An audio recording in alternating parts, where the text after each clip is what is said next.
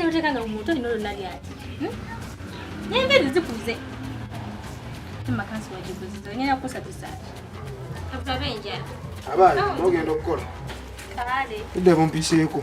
Ma, roza utadde. Atobuti. Ate sawo ya. Mpako naawe. Kwegala ki ensawo? Yagala kumperekerako. Ezo ngalo nyama kansi kumba de mugambe musalevi. Ate mu kansi. Nedda tanamu. Ninda. Chichi.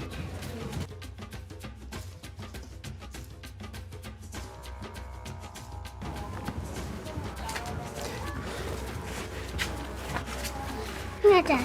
Wakimuuliza radio, wakitemufuna makulu gaayo. Agaki. Empologoma yagambye eti. Yagambye nti omusajja yenna ayagala okukuuma obulamu. Alina okugenda n'obupiira mu nsawo. Bintu biki byetera mu nsawo yange naawe? Taata, oyagala tufaako. Teekateekera ebintu byo.